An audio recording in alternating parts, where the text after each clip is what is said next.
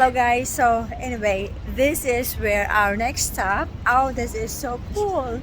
So I hope everyone was enjoying my few clips already. But we are at the by the river here. We're going to get the hang on. We're going to get to do this one here, guys. One of these boat for a city tour, yeah, architecture boat tour. That's what we're gonna be doing. But it just now started raining, aray ko. So we're just hoping what's gonna happen here. So guys, this is the kind of tour we're gonna be in. That is so cool. And then we're just gonna go around the river, because the river is kind of lies in the middle of the city. So yeah, we're gonna be in that. But anyway, as of right now, it is kind of raining. I don't call it rain, it's kind of shower a little. So we're gonna wait for the next one, which is 11:45. So guys, I just noticed also, see under that bridge, that's where under the bridge is where the boat goes around it. And then on top of the bridge, look what I found. I just noticed this, guys. I'm so kind of dense somewhat, but I was like, what is that? I was like, that's a Trump tower. So yeah, look at that fancy Trump tower, guys, all the way. Let me just go this way then. See, right, see, wow, there it is. So guys, it's kind of cool. And then so this is like we are on the other side of the river waiting for our turn. I think this is gonna be ours. No, I don't know where or when is our boat, but see, here's another boat, and that's so nice, guys. So there's some more on the other river bank that does tour. So it's kind of pretty cool, really. So we're getting in the boat, guys, here. So there we are. Here's my husband's carrying my bag. So hey, isn't that nice? I can just walk and without my husband carrying my bag. At least it's a nice bag, right? Welcome aboard. So yeah, welcome aboard. We are right here. We have to be okay. Here's our. So here we are. There are some of the people that's here. So we're waiting for the captain to get here.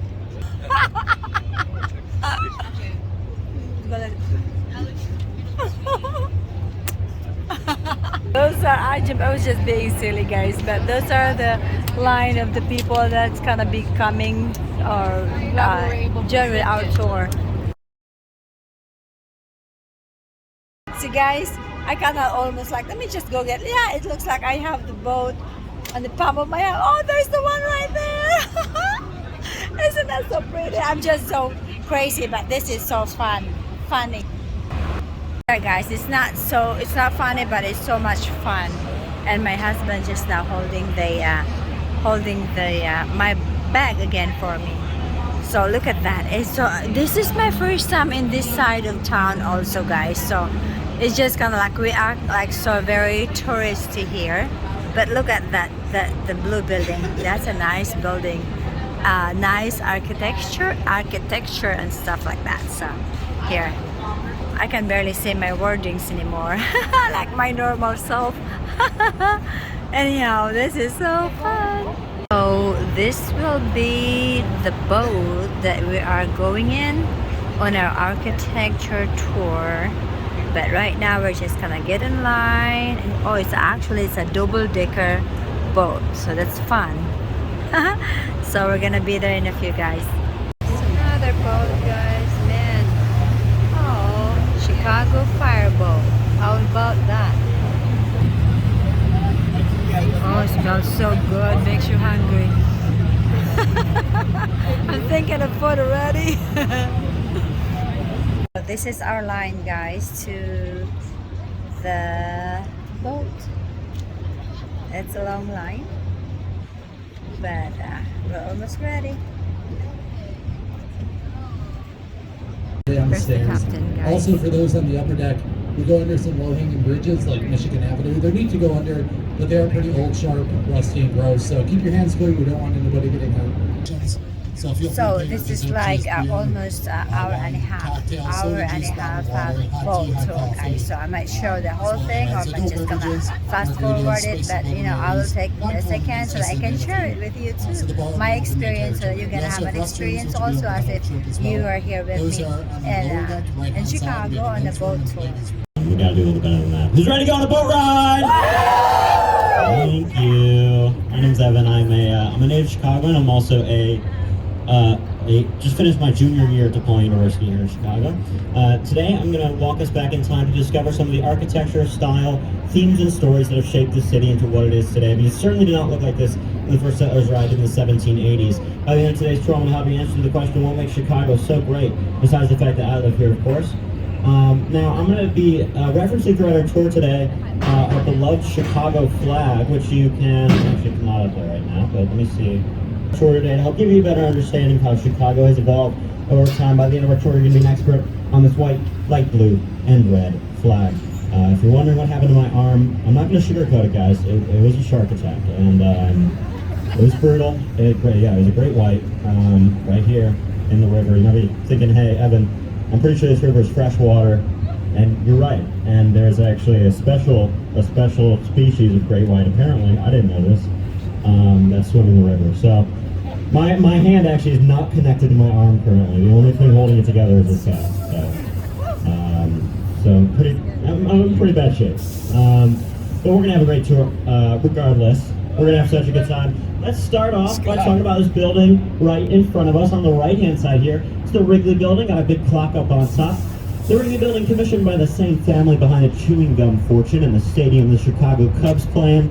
The Wrigley Building was originally constructed to be the Wrigley Candy Company's headquarters. It was completed in 2 fell swoops. That's the structure on the left-hand side here with a clock tower up on top, completed in 1921.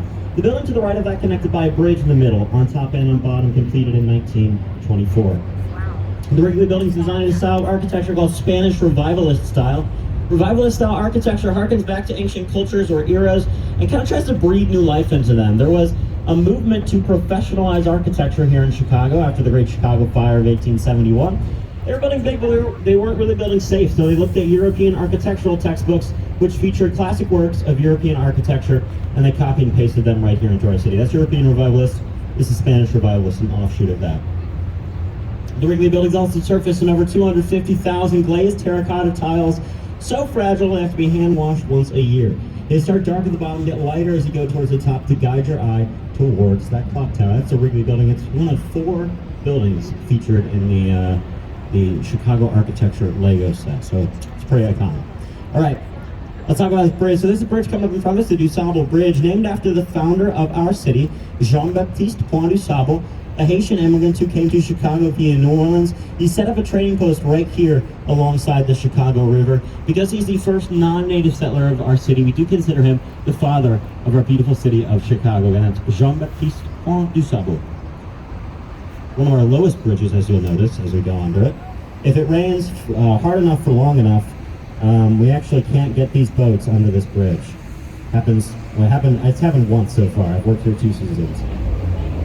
As we got in front of the DuSable Bridge, we're going to see the second tallest structure on the Chicago skyline. Hands down. Second tallest structure on the Chicago skyline is the Trump International Hotel and Tower, and it's designed in a style called contextualism.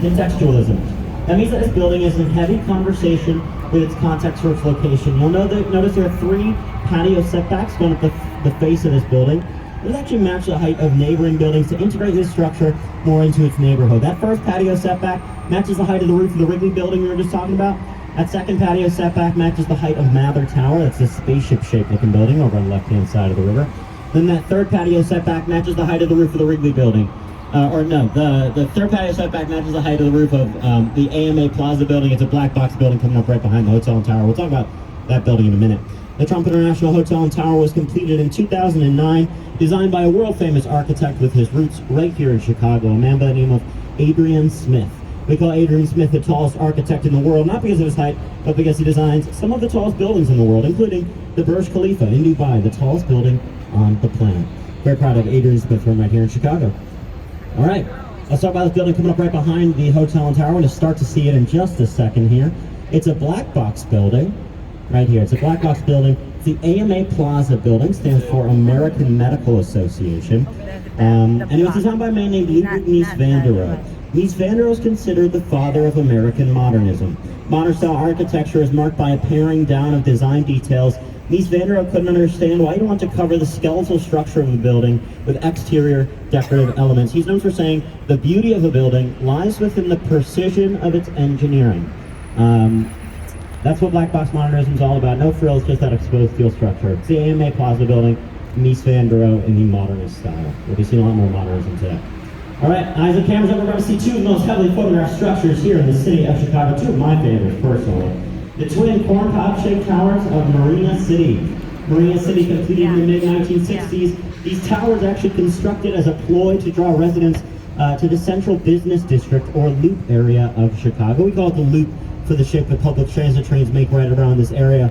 No one was really living in the loop in the late 1950s, early 1960s. So the architect of Marina City, actually a student of Mies van der Rohe, a man by the name of Bertrand Goldberg, he decided he wanted to offer all the resources of an entire community all within one single complex. That's exactly what we have here, as we'll see as we come off underneath this bridge. Up on top there's housing. It takes the form of pie-shaped apartments or condominiums. Down below there's parking. Inside there's a restaurant, movie theater, office space, dry cleaner, bowling alley, and even a place to park your yacht on the marina down below. Everything you need, all in one place, like a city within a city. Marina City was very successful in drawing residents to the central business district or loop area of Chicago. That's Marina City. Over on the left-hand side, we'll see the Riverwalk. Now, the Riverwalk is a project many years in the making. It broke ground on the Riverwalk in the 1990s, and it opened to the public about 6 years ago. Every section of the Riverwalk has its own unique design, style, personality, and function, and once we get into the height of the summer on weekends, the Riverwalk is absolutely packed, especially later on in the day. I'm sure the Riverwalk will be packed tonight. All right, next building we're going to take a look at, it has this granite base. It has an American flag hanging in the lobby there. Granite base and then granite pillars going all the way up to a pitched roof up on top with reflective glass windows. This is 77 West Wacker. It's one of the only buildings on our tour today designed by an international architect. It was designed by a man named Ricardo Bofill from Barcelona, Spain. And he decided to design this building in a style called neoclassical. Neoclassical style architecture harps on ancient design motifs like that 30-degree pitched roof we see up on top. We maybe see that atop a Greek temple. Adds in contemporary elements like reflective glass windows to create neoclassical. That's new plus classic. It's 77 West Wacker by Ricardo Bofill. All right. Coming up on the right-hand side, we'll see this big brick building as a clock tower up on top. This is the Reed Murdoch building, completed in 1914 by architect George C. Nimmons. And what I want you to notice about this building is something about the symmetry or lack thereof here. I want you to count the columns of windows on the left and right-hand side of the clock tower. On the left-hand side, you'll see there's 1, 2, 3, 4, 5 columns of windows. And on the right-hand side, there's 1, 2, 3, 4, 5, 6. This building is actually asymmetrical, but they didn't originally construct it like this. They actually wanted to expand LaSalle Street coming up here in front of us. They wanted to make it wider, but the Reed Murdoch building was in the way. So they shaved off one bay of windows, closed up the western face to match, and expanded LaSalle Street. They made it wider. The Reed Murdoch building has worn many hats during its time. It started as a wholesale grocery warehouse, then it was a makeshift hospital, then for many years it was a traffic court. Now it's home to the Encyclopedia Britannica Company. The Encyclopedia Britannica Company is still around, which might just be the most surprising fact on our entire tour today. All right. Next up, we're going to talk about this building. Come up on the right-hand side. It's this big limestone building on the right-hand side. This is Merchandise Mart. Merchandise Mart, completed in 1929. It's designed in one of my favorite styles of architecture, the Art Deco style.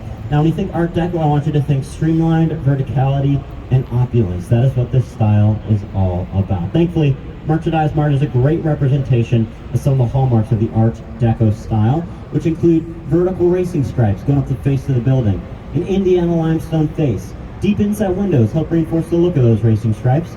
It also got these metallic elements going across the top and bottom of the building. Those help give the building a sense of rhythm when you look at it. And then there are these stair-step edges going up to the crown of the building. We'll get a better view of just how massive this building really is. They had the money to build big in 1929. That's exactly what they were going to do. In fact, When Merchandise Mart was completed, first off, a larger view of our Chicago flag, if you didn't see it earlier.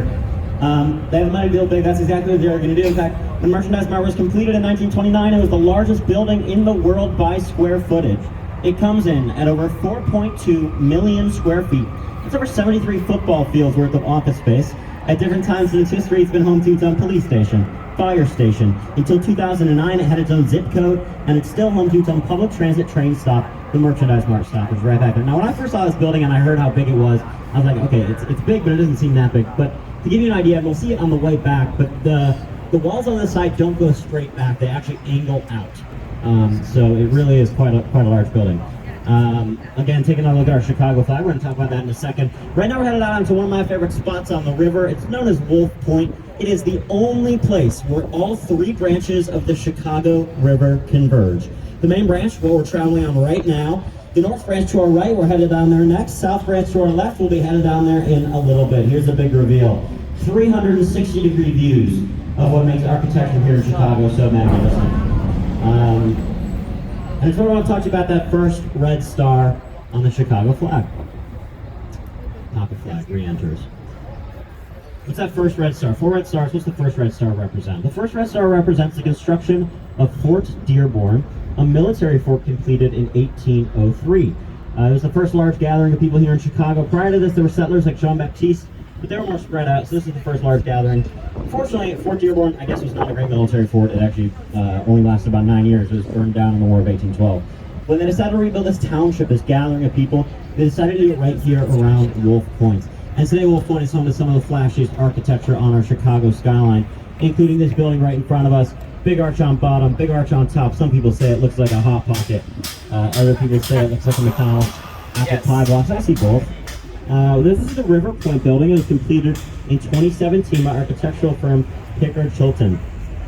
I want you to notice these portholes on the plaza down below. Those are actually exhaust fans for Amtrak and Metra passenger trains that run underneath this building.